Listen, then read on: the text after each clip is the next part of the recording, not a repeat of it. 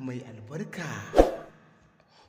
Tirƙashi a hawan da aka gudanar hawan sallah an yi ɓarnar dukiya, sannan kuma an yi asarar dukiya, sannan mutane da sun kai asarar gidajensu ba za su irgu ba kuma ba za su misaltu ba, bisa yadda sama da mutum 30 suka rasa rayuwarsu a lokacin da aka yi hawan sallah na hawan idi.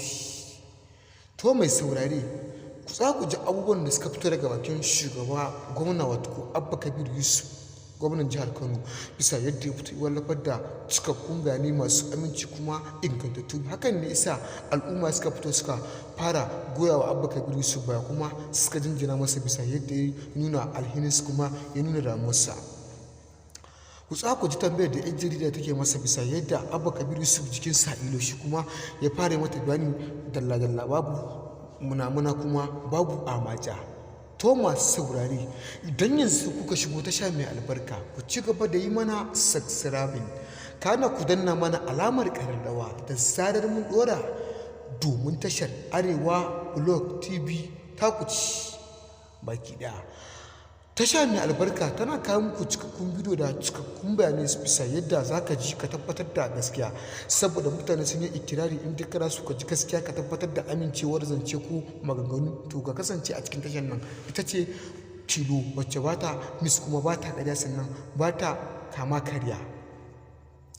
Ga dalilin da Abba Kabir ya sa aka yusau bai fito ya magantu da wuri ba, sai daga baya ya fito ya magantu. Ya so ya magantu, amma abubuwan da ya sa Abba Kabir Yusuf bai magantu ba ga abin da ya sa na kuma ku tsaya ku bibiyo mu a cikin bidiyon nan daga farkonsa har zuwa ƙarshensa, ku ji abubuwan da suka wakana kuma abubuwan da ya sa bai magana da wuri ba. Ku tsaya, ga dalilin da isa, ku tsaya ku ji.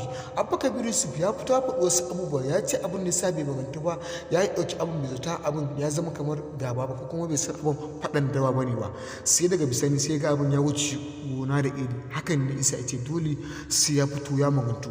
Amma kun ji abubuwan da ya fito daga bakinsa Abba Kabir Yusuf. Wasu suna cewa Abba Kabir Yusuf bai biya ba, wasu kuma suna cewa Abba Kabir Yusuf ko magana bai ba kan rusu din. To duk masu cewa Abba Kabir Yusuf bai magana ba kuma bai ce zai rage musu asara ba, ƙarya yake. Ka tsaya ka ji abin da ya faru a cikin bidiyon nan bisa yadda Abba Kabir Yusuf ya fito yake taya su jaje. Hakan ne sa a yi odar ma'aikata saboda a kawo tsaro kuma a kawo zaman lafiya mai ɗorewa a yankin gurin.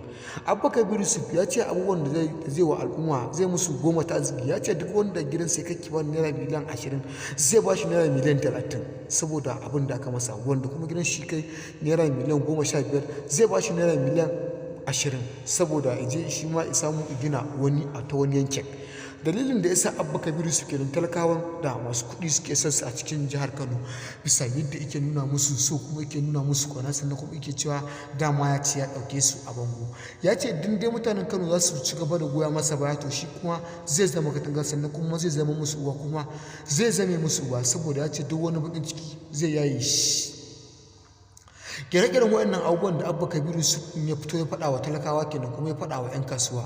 Ya ce yanzu aiki za su yi ba aika-aika ba, sannan kuma ya ce yanzu za a fito da wasu sababbin abubuwa da talaka zai amfana a cikin jihar Kano, saboda shi ma talaka ya san ana mulki, saboda kar a dinga yin mulki babu shi. Ku tsaya ku ji abubuwan da Abba Kabir Yusuf ya fito ya faɗa. Ya ce dole talaka sai ya san ana mulki, saboda shi ma a dama da shi, saboda kar ya ce an yi mulki shekara 4 ko shekara 8 bai san me ake a ƙasa ba kuma bai san me ake a cikin jihar Kano ba.